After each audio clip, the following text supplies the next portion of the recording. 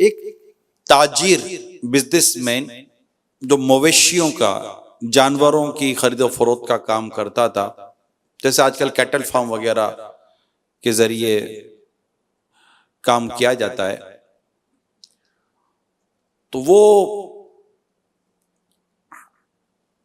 मुल्क शाम की तरफ रवाना हुआ कि मैं वहां जाकर अपने बिजनेस को करूं। वहां गया और उसने मतलब कि जो उसका बिजनेस था वो किया, और उसने अच्छे खासे जानवरों की लेन देन की और अच्छा खासा नफा लेकर, पैसे लेकर ये अपने शहर की तरफ वापस आ रहा था।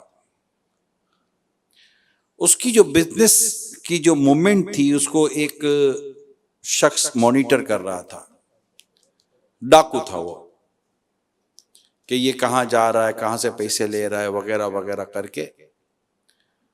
तो वो उसको समझ नहीं पड़ी कि मेरा भी कोई, मुझे भी कोई फॉलो कर रहा है, मेरा कोई ताकुब कर रहा है।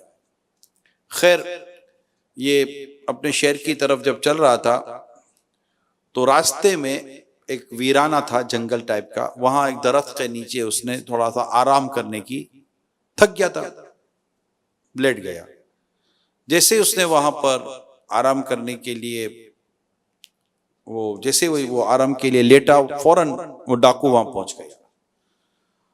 और अब दोनों में थोड़ी हाथापाई हुई कि वो उससे माल लूटने के चक्कर में था। डाकू ने उसको काबू कर लिया और उसके गर्दन पर खंजर रख दिया और कहा कि जो माल है वो मुझे दे दे। पहले तो उसने थोड़े हाथ पैर मारे, चिल्लाया, कोई अब जंगल बयाबान था, कौन मदद के लिए आता।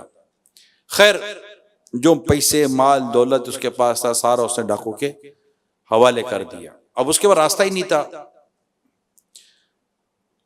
अब उसने कहा कि देखो, तुम्हें माल चाहिए था, जो भी माल था मेरा तुम ले चुके, अब मुझे जाने दो।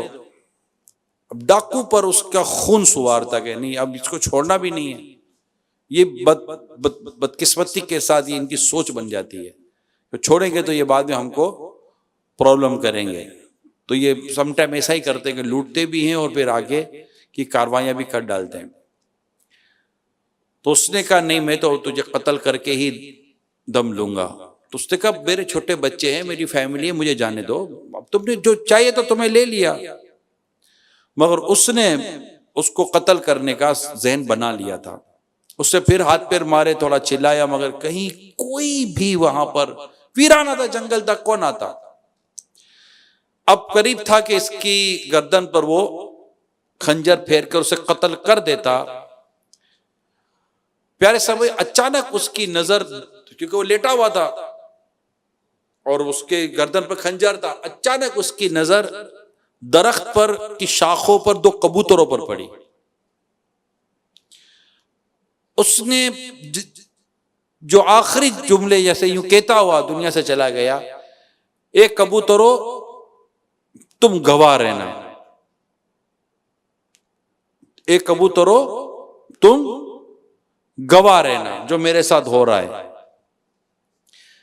ये कहा। और वो उसने उसकी गर्दन पर खंजर फेर दिया। अब डाकू था, इसने जो माल लूट के जा रहा था तो उसको बार बार हंसी आ रही थी डाकू को। किस बात पर? एक कबूतरों गवाह रहना, एक कबूतरों तुम गवाह रहना। अब ये भी को बोले, कबूतरों को बोल के चला गया ये। अब उसको जो है ना, ये दिमाग में बैठ गया, एक कबूतरों तुम गवाह रहना, और उस पर ये हंसता था। यानी इसको अगर हंसी लेनी होती थी तो ये उसका वो जुमला याद करता था, ये दोनों कबूतरों तुम गवाह रहना।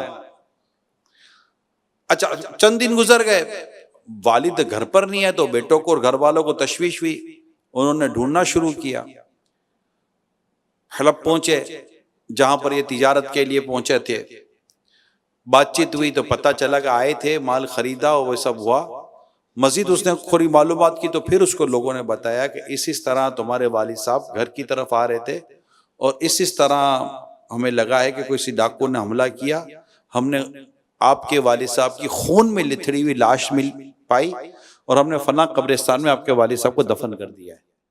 तो ये एक चैप्टर मतलब यूं जहन में आ गया, क्लोज हो गया कि अब ढूंढना नहीं है, बाप वाली साहब का कत्ल हो गया। अब बेटे ने मुख्तलिफ जगहों पर काजी के पास और मुख्तलिफ इदारों के पास जा जाकर बातचीत की कि भाई मेरे वालिद साहब का कत्ल हुआ है, कातिल को ढूंढ के तो दे। अब कातिल मिले कहां से? कोई गवाही नहीं था, कोई सबूत ही नहीं था, कोई निशानी नहीं थी, कुछ भी नहीं था। वक्त भी गुजरता गया और वो अपने वालिद साहब के कातिल को ढूंढने की कोशिश करते रहे, लेकिन फाइनली ये हुआ कि फाइलें क्लोज हो गई और कुछ भी नतीजा नहीं निकला और कातिल बरामद नहीं हो सका, क्योंकि उसने कोई निशानी नहीं छोड़ी थी, जानता को पहचानता ही नहीं था। प्यारे साहब वक्त गुजरता गया, लोग भूल गए, घर वालों को भी सब्र आ गया और गोया कि अब ये बात एक बस एक वो रह गई जिसको तो सालाना याद आता है, सब फरामोश हो गया। कोई गवाह नहीं था सिवाय एक के, वो खुद कातिल, जिसको पता था कि मैंने काम किया है। अब ये कातिल का एक अजीब मामला ये हो गया कि ये हर थोड़े उसमें जब भी कहीं कबूतरों को देखता तो उसको फौरन मकतूल याद आ जाता जिसको कत्ल किया था। कबूतरों को देखता, कबूतरों दोनों गवाह रहना, कबूतरों दोनों गवाह रहना, वो मजाक उसने बनाया हुआ था। एक दिन इसके किसी रिश्तेदार खाता पीता आदमी था, उसने दावत की, लोग जमा हुए, शहर के बहुत सारे लोग जमा हुए, उसमें ये भी आ गया था जो कातिल था। दावत में आया तो सबके सामने बर्तन रखे गए, बर्तन के ऊपर एक कवर था कि वो उसके अंदर खाना था। जैसे ही उसके सामने बर्तन जो आया, उससे जैसे वो ढक्कन उठाया तो सामने दो भुने हुए कबूतर थे। जैसे ही वो दो कबूतर को देखता जोर से हंसा ना, सब जोर से हंसा, चारों तरफ जो लोग बैठे हुए थे उनको वो यार ये क्या हो गया, जोर से हंसा, कहा यहां भी आ गए तुम कबूतरों, तुम गवाह रहना। दोनों, वो दो कबूतरों का गोश्त था, तुम दोनों गवाह रहना। अब इस पर यह कहका लगाता रहा, कुदरती तौर पर ऐसा हुआ वो सब कुछ भूल गए कि मैं बैठा कहां हूं, और एक गैबी ताकत ने उसकी जबान पर सारे का सारा कत्ल का वाकया जारी करवा दिया। अब वो हंसता था और अपना सारा वो जंगल में जिस तरह उसने ताजिर को पकड़ा, कत्ल किया और उसका माल लूटा, और उसने जैसे कहा था कि तुम कबूतरों तुम दोनों गवाह रहना, ये सारा वाकया इसने बिल्कुल मिनो आइन एज इट इज उसने हंसते हंसते बयान कर दिया। और सारे के सारे जो घर में लोग बैठे थे हक्के बक्के रह गए, ये बोल क्या रहा आदमी। अच्छा इत्तेफाक देखे, जैसे ही उसने पूरा वाकया पूरा किया उसके होश ठिकाने आ गए, ये मैंने कर क्या दिया, मैंने तो खुद ही अपना एक बाले जुर्म कर लिया। अब तो शोर मच गया कि ये तो कातिल है। बात काजी तक गई, अदालतों तक गई, इसको गिरफ्तार किया गया, जिन्होंने सुना था वो गवाह को लाया गया, फिर इससे इन्वेस्टिगेशन की गई, तो इसको अब इसके पास आपको तो कोई रास्ता ही नहीं रहा कि ये बोलेगा हाँ मैंने सारा कत्ल किया है। आखिरकार इसको फांसी की सजा दे दी गई। जो भी हाकिम थे, काजी थे और जो पुलिस का अमला था, लोग थे, सब ने गवाही दी कि हमने भी गवाही दी, हमने भी गवाही दी, हमने भी गवाही दी। अब फांसी से एक दिन पहले मुजरिम से उसकी बीवी मिलने आई, वो बोली कि क्या हो गया था, तो आज तक जिंदगी का इतना अरसा गुजार दिया, तूने कभी किसी को ये बात की नहीं, हो क्या गया। वो बोलता है एक जबरदस्त कोई गैबी ताकत थी, कोई गैबी कुव्वत थी जिसने मेरी जबान को मेरे इरादे से बाहर कर दिया और मैं वो बोल पड़ा जो मुझे कभी नहीं बोलना चाहिए था। इसमें मेरी कोई वो नहीं थी और मैं मतलब कि वो, हालांकि मैं कसम खाया हुआ था कि ये किसी को मैं बात बयान नहीं करूंगा, लेकिन बस एक गैबी ताकत थी जिसने मेरी जबान को सल्ब कर लिया और मेरे इख्तियार से मेरी जबान निकल गई और उस पर वो जारी हो गया जो मेरी जबान पर कभी भी ना आता। खैर आखिरकार उसको फांसी हो गई, लोग जमा थे। किताबों में लिखा है प्यारे साहब भाइयों, जैसे उसको फांसी हुई और उसकी जब लाश लटकी, दो कबूतर उड़कर साकिन हालत में इसके सर पर आकर बैठ गए और गोया के जैसे कि शोर मचा, अल्लाह ला इलाहा इल्लल्लाह। यानी बिल्कुल एक सबके सामने एक चीज इतनी वाज़ी हो गई कि अल्लाह की लाठी भी आवाज है। जुल्म ये इस तरह बंदे पर जाहिर हो जाता है और लोग जानते नहीं हैं और उनका जुर्म खुल जाता है। कई ऐसे वाकयात मिलते हैं प्यारे इस्लामी भाइयों, आदमी चुप कर करता है, किसी को नहीं पता होता, एक को तो पता है ना, वो अल्लाह, वो अल्लाह। बंदा चुप कर गुनाह करता है, लोगों में जाहिर हो जाता है। बंदा चुप कर नेकी करता है, लोगों में जाहिर हो जाता है। ये आप याद रखिएगा। बंदा लाख पर्दों में चुप कर गुनाह करे, मगर वो तो देख रहा है ना जो जाहिर करने पर कादिर है। बंदा लाख चुप चुप कर इबादत करे, वो तो लोगों में जाहिर करने पर कादिर है, जो रब है हमारा। हम चुप कर गुनाह करते हैं, चुप कर साजिशें, कई ऐसे लोग होते हैं जो साजिशें कर रहे होते हैं और उनका भांडा फूट जाता है, उठा करके भांडा फूट जाता है, चीज निकल आती है, कईयों की वीडियो जाहिर हो जाती है, कईयों की पता नहीं क्या क्या पेपर लीक हो जाता है, कोई क्या लीक हो जाता है, कोई इधर से निकल जाता है, कोई उधर से निकल जाते हैं, किसी का बयान मुंह पर आ जाता है तो किसी का साथ वाला पार्टनर वो खुट जाता है, कुछ ना कुछ हो जाता है और जुल्म आखिरकार जाहिर हो जाता है। बंदे को हर वक्त अपने रब से डरना चाहिए कि अल्लाह देख रहा है। सब मिलकर कहें, अल्लाह देख रहा है, अल्लाह देख रहा है। थोड़ा ऊंची आवाज से कहें और अल्लाह करे हमारे दिल और दिमाग में यह बात बैठ जाए, नाजरीन भी कहें अल्लाह देख रहा है, अल्लाह देख रहा है, अल्लाह देख रहा है। ये बात हमारी मतलब हमारे दिल पर, हमारे दिमाग पर, बल्कि अगर हमारी मिल्कियत में है तो हमारे घर की बात जगहों पर, दरों दीवारों पर, कहीं ना कहीं जहां बैठते हैं वो लिखा हुआ होना चाहिए। मकतूतुल मदीना तो स्टिकर छापे थे, अल्लाह देख रहा है, अल्लाह देख रहा है, अल्लाह देख रहा है। ये तस्वुर और मतलब ये एक ऐसा तस्वुर है कि जो इंसान को गुनाहों से बचाता है, जुल्म से बचा, ज्यादतियों से बचा। कई ऐसे लोग हैं जो अपने वारिसों का माल खा कर बैठे हैं, ये इनको ऐसा लगता है किसी को पता ही नहीं है, वो माल खा गए। कई ऐसे होते हैं जो जमीनें खा जाते हैं, इनको लगता है किसी को पता ही नहीं है, नहीं पता किसी को। अरे जंगल में भी किसी को नहीं पता था, मगर दो कबूतरों के जरिए अल्लाह ताला ने इसका जुर्म जाहिर कर दिया।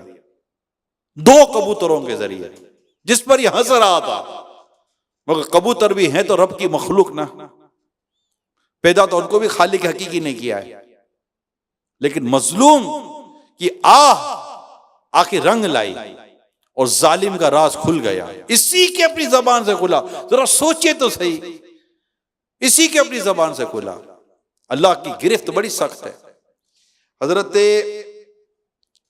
सैयदना अबू मूसा अशअरी रदी अल्लाह ताला अन्हो ये रिवायत करते हैं कि प्यारे आका सल्लल्लाहु ताला अलैहि वसल्लम ने इरशाद फरमाया, बेशक अल्लाह पाक जालिम को मोहल्लत देता है, यहां तक कि जब उसको अपनी पकड़ में लेता है तो फिर उसको कोई नहीं छोड़ता, फिर उसको नहीं छोड़ता। जब उसको अपनी पकड़ में लेता है तो फिर उसको नहीं छोड़ता। ये फरमाकर प्यारे आका सल्लल्लाहु अलैहि वसल्लम ने कुरान करीम की जो आयत करीमा तिलावत की, उसका तर्जुमा कंजुल ईमान ये है कि और ऐसी ही पकड़ है तेरे रब की जब बस्तियों को पकड़ता है इनके जुल्म पर, बेशक इसकी पकड़ दर्द नाक कड़ी। बुखारी शरीफ की हदीस मैंने आपको बयान की है कि जालिम को मोहलत मिलती है। वो समझता है मुझे कोई देखने वाला पूछने वाला नहीं है। ना पागल वागल हो गए हो क्या, देखने वाला पूछने वाला नहीं है। अल्लाह की पकड़ सख्त है। जायदादें खा जाने वालों, यतीमों का माल खाने वालों, कमजोरों को पर जुल्म करने वालों, अच्छा, लोगों की इज्जतें पामाल कर, चुप कर, पीछे से ऐसी इज्जतें उछालते हैं, कहते किसी को पता ही नहीं चलेगा। लोग फेक आईडीज बनाकर लोगों की इज्जतें उछालते हैं। एक फेक आईडी, अब तो सोशल मीडिया का दौर है ना, फेक आईडीज बनाकर, फेक पेजेस बनाकर, कोई आपको नहीं जानता, नाम मतलब आपने नाम भी औरत का लिख दिया कि आप मर्द हो, पीछे पता ही नहीं चले कि जनाब ये भी को पीछे से मर्द हरकतें कर रहा है।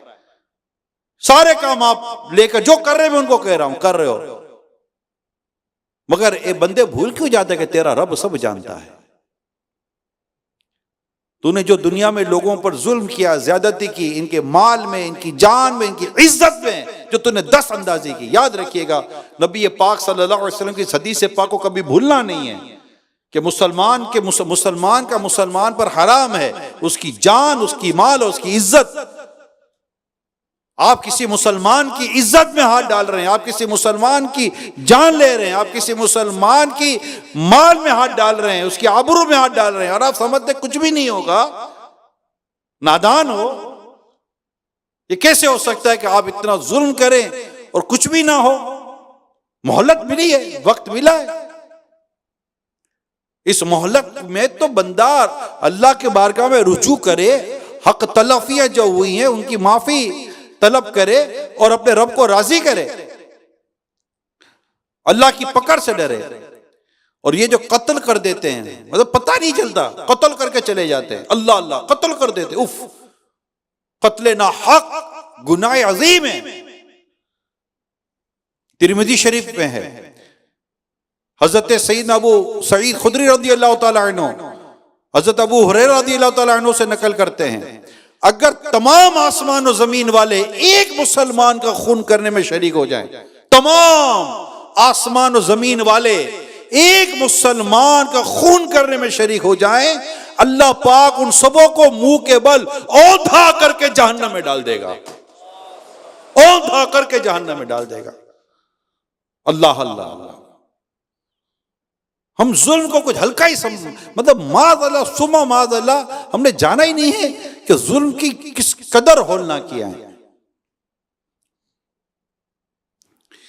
हजरत सईदना फकी अबू लैस सबरकंदी रहमतुल्लाह तआला अलैह नकल करते हैं, बेशक पुल सिरात पर आग की बेड़ियां हैं, जिसने हराम का एक दिरहम भी लिया उसके पांव में आग की बेड़ियां डाली जाएंगी, जिसके सबब से पुल सिरात पर गुजरना दुश्वार हो जाएगा, यहां तक कि उस दिरहम का मालिक इसकी नेकियों में से इसका बदला ना ले ले। अगर इसके पास नेकियां नहीं होंगी तो वो उसके गुनाहों का बोझ भी उठाएगा और जहन्नम में गिर पड़ेगा। डकैतियां मारते हैं, लूट मार करते हैं, मोबाइल छीन लेते। आप बताओ कितने हजारों हजारों केसेस है मोबाइल छीनने के, पर्स छीन जाने के, घड़ी उतार कर ले जाते हैं, मोटरसाइकिल छीन लेते हैं, कार छीन लेते हैं, औरतों की बालियां नोच कर चले जाते हैं, इनके हाथों से कंगन और चूड़ियां खींच कर चले जाते हैं, गन पॉइंट के ऊपर क्या क्या काम करते हैं, किडनैप करते हैं, बच्चों को उठा कर ले जाते हैं, बच्चियों को उठा कर ले जाते हैं, पर्चियां भेजते हैं, भत्ते मांगते हैं, दुकानों पर फायर करके चले जाते हैं। तुम जितने भी ये जुल्म कर रहे हो, जो ज्यादतियां कर रहे हो, चुप कर रहे हो, तुम्हें इदारा भी नहीं पकड़ पा रहा, एक का दो, दो का तीन, तीन का चार ग्रुप बने हुए, माफियाज बनी हुई हैं, इसको इससे निकाला, उससे उसको निकाला, तुम्हें को पकड़ नहीं पा रहा। 2 दिन के अंदर अंदर तुमने पोर्ट पार करा दिया, मुल्क पार करा दिया, सरहदें पार करवा दी, तुमने सब कुछ कर लिया, कोई तुम्हें नहीं जानता। अरे खुद अल्लाह देख रहा है, इतना बड़ा जुल्म कर रहे हो, लोगों के घरों को उजाड़ रहे हो, इनके बेटियों को अगवा कर रहे हो, और ये माल तो कहां लेके जाओगे, कहां माल लेके जाओगे? सोचिए दोबारा कि जब बेशक पुल सिरात पर आग की बेड़ियां हैं, जिसने हराम का एक दिरहम भी लिया उसके पांव में आग की बेड़ियां डाली जाएंगी, जिसके सबब इसे पुल सिरात पर गुजरना दुश्वार हो जाएगा, यहां तक कि उस दिरहम का मालिक इसकी नेकियों में से इसका बदला ना ले ले। अगर इसके पास नेकियां नहीं होगी तो वो उसके गुनाहों का बोझ भी उठाएगा और जहन्नम में गिर पड़ेगा। अजीब व गरीब अंदाज है जुल्मन माल लेने के, बातिल तरीके से माल लेने के, हराम खाने के मुख्तलिफ अंदाज हैं। आयात में, तफासिर में, हदीस की शुरुआत में पूरा बयान मौजूद है। मगर मैं यहाँ पर बस अर्ज करने की ये कोशिश करूंगा कि मुसलमानों को किसी सूरत तकलीफ नहीं देनी है। आज हम भी नियत करें, इंशाअल्लाह हम कभी किसी मुसलमान को तकलीफ नहीं पहुंचाएंगे। हमारी हाथ और हमारी जबान से इंशाअल्लाह मुसलमान महफूज रहेंगे। इंशाअल्लाह हम आका की दुखियारी उम्मत का गम हल्का करेंगे, ना कि इनके गमों को बढ़ाएंगे। हम मुसलमानों को तकलीफ देने के लिए पैदा तो नहीं किए गए, हम तो अल्लाह की इबादत के लिए पैदा किए गए। हम तो नेकी करेंगे, परहेजगारी इख्तियार करेंगे, तकलीफ नहीं पहुंचानी, याद रखिएगा। हजरत सैयदना यजीद बिन शजारा रहमतुल्लाह ताला अलैह फरमाते, जिस तरह समुंदर के किनारे होते हैं इसी तरह जहन्नम के भी किनारे हैं, जिनमें बख्ती ऊंटों जैसे सांप और खच्चरों जैसे बिच्छू रहते हैं। अहले जहन्नम जब अजाब में कमी के लिए फरियाद करेंगे, हुक्म होगा किनारों से बाहर निकलो, वो जो ही निकलेंगे तो वो सांप इन्हें होंठों और चेहरों से पकड़ लेंगे, इनकी खाल उतार लेंगे। वो लोग वहां से बचने के लिए आग की तरफ भागेंगे, फिर इन पर खुजली मुसल्लत कर दी जाएगी। वो इस कदर खुजाएंगे कि इनका गोश्त पोस्ट सब झड़ जाएगा और सिर्फ हड्डियां रह जाएंगी। पुकार पड़ेगी, ए फुला क्या तुझे तकलीफ हो रही है? वो कहेगा हाँ, तो कहा जाएगा ये उस तकलीफ का बदला है जो तू मोमिनों को दिया करता था। आज तो बिल्कुल परवाह नहीं, उसकी इज्जतें उछाल कर, उसकी गिबतें कर कर, उस पर ज्यादती करके, ना जाने तरह तरह से हम लोग मुसलमानों को तकलीफ पहुंचाने की कोशिशें कर, मतलब अच्छा फीलिंग भी नहीं है, मुस्कुराते हैं। उसको धोखा दे दिया तो मुस्कुराएंगे, जैसे बहुत बड़ा तीर मार दिया ना, चालाकी बता दे। ऐसी अक्ल जो मुसलमानों को नुकसान पहुंचाती हो, ऐसी सलाहियत जो मुसलमान को नुकसान पहुंचाती हो, ऐसी जबान जो मुसलमानों को नुकसान पहुंचाती हो, इसके अंजाम पर गौर करें। कितना सख्त अजाब बयान किया मैंने अभी आपको, खुजली, अल्लाह की पनाह। और फिर ये कहा जाएगा तकलीफ हो रही है, ये कहना कितना बड़ी बात है। गोश्त पोस्ट सब खत्म, हड्डियां जाहिर हो जाएंगे, और पूछा जाएगा तकलीफ हो रही है, कहा जाएगा तकलीफ तो हो रही है। चखो उस बदला ही उस तकलीफ का जो तुम दुनिया में मुसलमानों को दिया करते थे। हम जबान से, आंख से, हाथ से, पांव से, दिमाग से, ना जाने किन किन जराए से मुसलमानों को तकलीफ पहुंचाने की वो करते रहते, तरह की मनसूबाबंदी करते रहते हैं। फ्रंट पे जो नजर आता है वो कुछ और होता है, पीछे दिमाग किसी और का चल रहा होता है। तुम लोग कहीं बैठ के साजिशें कर रहे होते हो, किसी की इज्जत उछालने पर साजिशें कर रहे होते हो, किसी को जलील करने पर साजिशें कर रहे होते हो, किसी का माल खाने पर साजिशें कर रहे होते हो, किसी की तिजोरी को साफ करने पर साजिशें कर रहे होते हो, क्या क्या प्लानिंग कर रहे होते हो, क्या क्या सपोर्ट कर रहे होते हो जालिमों को। कहां कैसे बचोगे? अल्लाह की पकड़ बड़ी सख्त है, जब वो पकड़ता है तो फिर कोई छुड़ा नहीं सकता। अल्लाह पाक आपको और मुझे गुनाहों से बचकर जीने की तौफीक अता फरमाए, और अल्लाह जुल्म से हमें महफूज रखे, जालिम नुकसान में। प्यारे इस्लामी भाइयों, जुल्म को समझिए। इसके लिए मेरे शेख तरीकत अमीर अहले सुन्नत का एक रिसाला है, मक्तबुल मदीना से आप तलब कर सकते हैं, डाउनलोड भी कर सकते हैं वेबसाइट से। जुल्म का अंजाम, मैंने चंद चीजें उस रिसाले से बयान की हैं। जुल्म का अंजाम पढ़ें हम इसको, पैसे के ताल्लुक से, माल के ताल्लुक से, इज्जत के ताल्लुक से, किस किस तरह हम जुल्म कर हमसे जुल्म हो सकता है या हो जाता है। पढ़ेंगे तो पता चलेगा, ओ ये भी जुल्म था, ओ ये भी जुल्म था, जो पता ही नहीं था। फिर एक बहुत खूबसूरत बात है प्यारे समझने के लिए, हदीस पाक में मोमिन वो है जो अपने लिए पसंद करता है, अपने भाई के लिए वही पसंद करता है। इसको अपने पेशे नजर रखें। किसी के साथ कोई भी ऐसा बर्ताव आप कर रहे हैं, सुलूक कर रहे हैं, बस इस इरशाद पाक को अपने सामने रखें जो प्यारे आका सल्लल्लाहु अलैहि वसल्लम का इरशाद है, और अपने लिए सोचे यार मेरे साथ अगर कोई ये करता तो क्या मैं इसको पसंद करता? जवाब आपको मिल जाएगा यार। कौन पसंद करता है कि मुझे कोई गाली दे? कौन पसंद करता है कि मुझे कोई मिलावट का माल दे? कौन पसंद करता है कि यार मतलब कि मुझसे कोई रिश्वत ले? कौन पसंद करता है कि मतलब मेरा कोई नाहक कत्ल कर दे, मेरे बीवी बच्चों को तकलीफ पहुंचाए, मुझे धमकियां दे, मेरे साथ ये करे? जो भी चीजें जो आप अब सोचते जाएं लिस्ट बन जाएगी। मोमिन वो है जो अपने लिए पसंद करता है, अपने भाई के लिए वही पसंद करता है। तो हम जो चीज अपने लिए पसंद करें, अपने मुसलमान भाइयों के लिए वही पसंद करें। जवाब लेना कोई दिक्कत, कोई इतनी मुश्किल इंशाल्लाह नहीं होगी हमको। बस अल्लाह पाक हमें अक्ल सलीम अता करे और अच्छी सोच अल्लाह पाक हमको अता फरमा दे। अच्छा सोचे, इंशाअल्लाह कल्बे सलीम लेकर अगर दुनिया से गए, अल्लाह ने चाहा तो अल्लाह की रिजा भी मिलेगी और इंशाअल्लाह जन्नत में दाखिला भी मिलेगा इंशाअल्लाह अज़्ज़ व जल। इसके लिए नेक माहौल, दावत इस्लामी का जैसे माहौल है, बयान सुनते रहें, मदनी मुज़ाकरों में शिरकत करते रहें।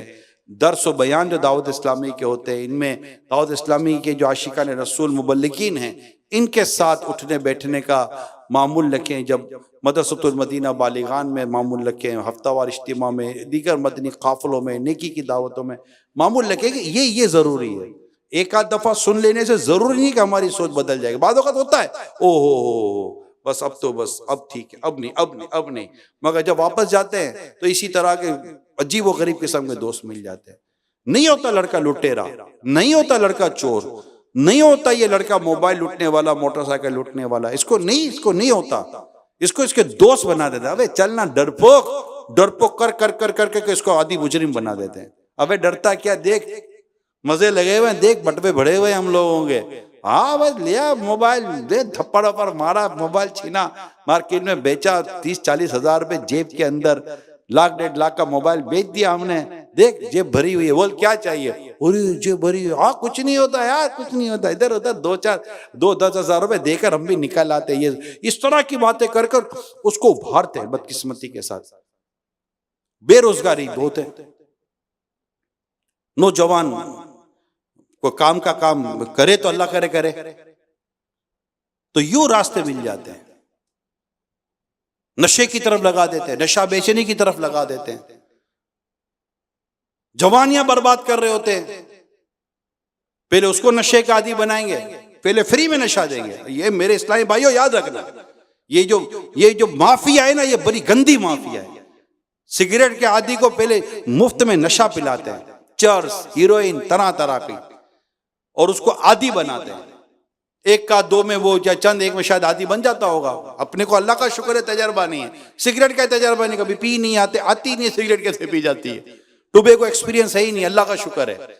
मगर जो देख सुना है और पता चला है, मैं उसको सामने रखकर आपसे डिस्कस कर रहा हूं। अब वो आदी बन जाएगा, अब उसको बिगैर पैसे के मिलेगी नहीं, पैसे वो ला कर देगा, बाद दे वो खत्म। अब उसको कस्टमर लाना पड़ेगा कि ठीक है तुझे देंगे, कस्टमर ला। अब वो दूसरों को नशे का आदी बनाएगा। यूं इन माफिया बदबख्तों की चेन चल रही होती है और माओ की जवान औलादों को नशे का आदी बना रहे होते हैं।